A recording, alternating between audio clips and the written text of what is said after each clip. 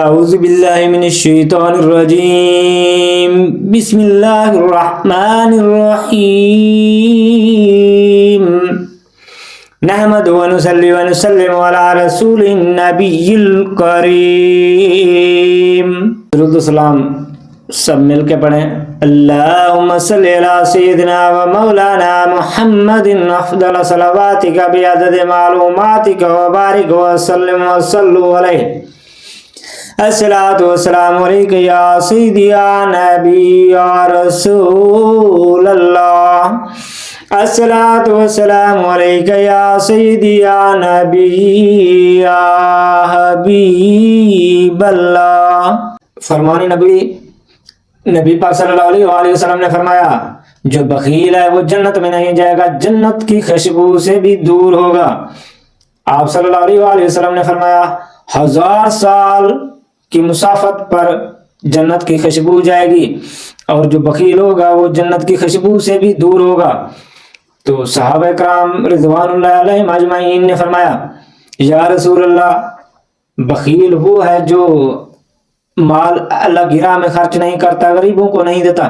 آپ صلی اللہ علیہ وآلہ وسلم نے فرمایا اس سے بھی بڑا بخیل وہ ہے جو مجھ پر میرا نام سنتا ہے یا مجھ پر درود پڑھا جاتا ہے وہ سنتا ہے اور خاموش رہتا ہے، درود و سلام مجھ پر نہیں بھیجتا.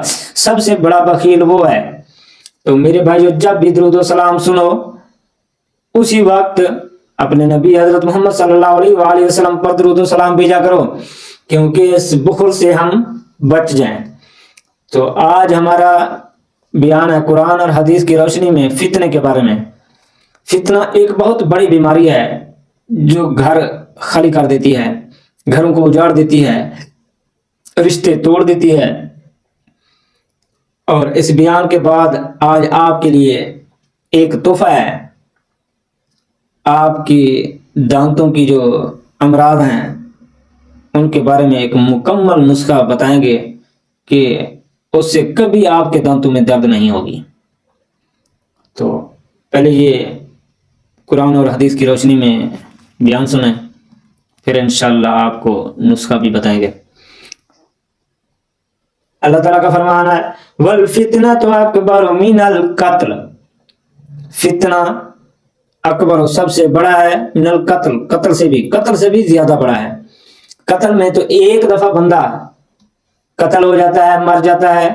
اللہ کی راہ میں قتل ہوا ہو تو شہید ہو جاتا ہے. کسی غلط کام میں اپنی انا کی وجہ سے یا کسی چکر میں دنیاوی چکر میں قتل ہو گیا تو وہ مر گیا ہے. آپ صلی اللہ علیہ وآلہ وسلم نے فرمایا جو 2 بندے لڑتے ہیں دنیا کی خاطر اور دونوں ہی قاتل مقتول دونوں جہنمی ہوتے ہیں، جو اپنی انا کی خاطر یا کسی دنیاوی ایشوز کی خاطر لڑائی کرتے ہیں دونوں جہنمی ہوتے ہیں. صحابہ کرام رضوان اللہ علیہم اجمعین نے فرمایا یا رسول اللہ، قاتل تو جہنمی ہوگا، مقتول کیسے جہنم میں جائے گا؟ آپ صلی اللہ علیہ وآلہ وسلم نے فرمایا مقتول بھی کوشش کر رہا تھا قاتل کو مارنے کی، لیکن وہ خود مر گیا، تو اسی لیے وہ دونوں جہنم میں جائیں گے، قاتل اور مقتول. تو میرے بھائیو، یہ چھوٹی چھوٹی لڑائیاں چھوٹے چھوٹے فساد سے بچیں، کیونکہ یہ چھوٹے چھوٹے فساد بڑے فساد بن جاتے ہیں، جانیں بھی چلی جاتی ہیں. اسی طرح یہ جو گھر میں چھوٹے چھوٹے فتنے فساد، چھوٹی چھوٹیاں لڑائیاں، بچوں کی لڑائیاں، اس میں بڑوں کی لڑائی ہو جاتی ہے. تو بچوں کو سمجھایا کریں، بچوں کو اچھی تلقین اور تربیت کیا کریں. یہ چھوٹی چھوٹی لڑائیاں فتنے فساد نہ ہوں، کیونکہ فتنے فساد سے گھر کا رزق بھی ختم ہو جاتا ہے، برکت بھی ختم ہو جاتی ہے، اللہ کی رحمت بھی نہیں برستی. تو میرے مسلمان بھائی اور بہنیں، آج سے ہم نے کوشش کرنی ہے کہ یہ چھوٹی چھوٹی فتنوں سے بچنا ہے، چھوٹی چھوٹی لڑائیوں سے بچنا ہے. اللہ تعالیٰ ہمیں اپنے محبوب کے صدقے یہ چھوٹی چھوٹی لڑائیاں اور انا سے محفوظ فرمائے. آج کل آپ دیکھتے ہیں کہ یہ چھوٹی چھوٹیاں روزانہ کی لڑائیاں ایک دن گھر خالی ہو جاتے ہیں، گھر اجڑ جاتے ہیں. تو میرے بھائیوں، یہ چھوٹی چھوٹی اپنی انا، چھوٹی چھوٹی یہ اپنی عزت کی بہت ایک نزاکت والے کام کرنا کہ میری عزت پہ اس نے تو کیوں بولا، اس نے ایسے کیوں بولا، اس نے ایسے. خدا را حضرت علی رضی اللہ تعالیٰ عنہ ایک یہودی سے لڑ رہے تھے تو کسی دینی مسائل میں، تو اس یہودی نے حضرت علی کرم اللہ وجہ کے منہ پر تھوک ڈال دی تو آپ نے اس کو چھوڑ دیا۔ تو وہ کہتا ہے میں نے آپ کے منہ پر تھوک اسی لیے ڈالی ہے کہ آپ مجھے جان سے مار دیں گے۔ تو حضرت علی رضی اللہ تعالیٰ عنہ نے فرمایا کہ پہلے میری لڑائی سی دین کی وجہ سے، اب یہ جو لڑائی ہے میری ذات کی ہے، تو میں اپنی ذات کے لیے تجھے معاف کرتا ہوں، کیونکہ میں اپنی انا میں نہیں لڑتا، میں لڑتا ہوں اللہ اور اس کے رسول کی خاطر۔ تو میرے بھائیو، یہ چھوٹی چھوٹی لڑائیاں، چھوٹے چھوٹے فساد کوشش کیا کریں، درگزر کیا کریں، اور میری بہنیں، میری مائیں، وہ بھی کوشش کیا کریں چھوٹی چھوٹی لڑائیوں سے بچنے کی۔ اللہ تعالیٰ ہمیں چھوٹی چھوٹی لڑائیاں، فتنے، فساد سے محفوظ فرمائے۔ اور بندہ محفوظ کب ہوتا ہے؟ جب اللہ اور اس کے رسول کے فرمان کے مطابق چلتا ہے، ان کے مطابق زندگی گزارتا ہے، ان کی پیروی کرتا ہے، تو پھر بندہ محفوظ رہتا ہے۔ جو بندہ شیطان کی پیروی کرتا ہے، شیطان کے پیچھے چلتا ہے، وہ کبھی محفوظ نہیں رہ سکتا۔ اور کافی میری مائیں بہنیں ننگا سر رکھتی ہیں، جو ننگا سر رکھتی ہیں ان کے سر پہ شیطان پیشاب کر دیتا ہے۔ اور دیکھیں جب شیطان کا سر میں پیشاب ہوا ہوگا تو وہ دماغ ٹھیک تھوڑا ہوگا، وہ تو دماغ ہر وقت خراب ہوتا ہے، ہر وقت لڑائی لیتا ہے، ہر وقت فتنہ فساد کرتا ہے۔ تو میری مائیں بہنیں کوشش کیا کریں کہ سر سے دوپٹہ نہ اتارا کریں۔ آپ نے سنا ہوگا کہ حضرت فاطمہ رضی اللہ تعالی عنہ کو آپ صلی اللہ علیہ وسلم بتا رہے تھے کہ میں نے دیکھا ہے کہ کافی تعداد میں عورتیں جہنم میں جا رہی ہیں۔ تو حضرت فاطمہ الزہرا رضی اللہ تعالی عنہ پریشان ہو کے پوچھا کہ یا رسول اللہ اتنی زیادہ عورتیں جہنم میں جائیں گی تو جنت والی کون ہوں گی؟ آپ صلی اللہ علیہ وسلم نے فرمایا جنت میں وہ جائیں گی جو تیری پیروی کریں گی، جو تیری نقش قدم پہ چلیں گی۔ تو آپ دیکھیں میری آج کل کی جو مائیں بہنیں ہیں وہ انڈیا کو، ایکٹروں کو کاپی کرتی ہیں، تنگ کپڑے، ننگا سر۔ خدارا یہ تنگ کپڑوں سے بچیں، ننگے سر سے بچیں، یہ جو اونچی آواز کستی ہیں میری مائیں بہنیں اس سے بچیں۔ حضرت امام احمد رضا خان بریلوی رحمۃ اللہ علیہ کا فرمان ہے جس عورت کی آواز غیر محرم سنتا ہے اس ایک آواز کے بدلے اس کو زنا کا گناہ دیا جاتا ہے۔ آج کل دیکھیں کسی کو کہہ دیں کہ تو نے زنا کیا ہے، تو اس نے نہیں کیا ہوگا تو وہ پڑے گی، وہ کہے گی کہ مجھ پہ اس نے الزام لگایا ہے۔ تو میری مائیں بہنیں آج کل یہ چھوٹی چھوٹی بات پہ اونچی اونچی آوازیں کسنا، غیر محرموں کو آوازیں سنانا، اتنے تک ہے کہ عورت اونچی آواز میں اللہ اور اس کا رسول کا فرمان ہی نہیں پڑھ سکتی، میلاد ہی نہیں کر سکتے۔ میلاد بھی کرے گی عورت اونچی آواز میں، غیر محرم کے کان میں اس کی آواز جائے گی تو اس کو غلط کام کا گناہ دیا جائے گا۔ تو میری بہنیں کوشش کیا کریں کہ آواز کو دھیما رکھا کریں، آواز آہستہ بولا کریں، گھر کے اندر ہی آواز رہنی چاہیے، گھر کی چار دیواری کے باہر آواز نہ جائے، کیونکہ یہ ہمارے چھوٹے چھوٹے روزانہ کے روزمرہ کے جو گناہ ہیں ہمارے دل کالا کر دیتے ہیں۔ تو جب دل کالا ہو جاتا ہے بڑے بڑے گناہ ہی گناہ نہیں لگتے، بڑے بڑے گناہوں سے ڈر نہیں لگتا۔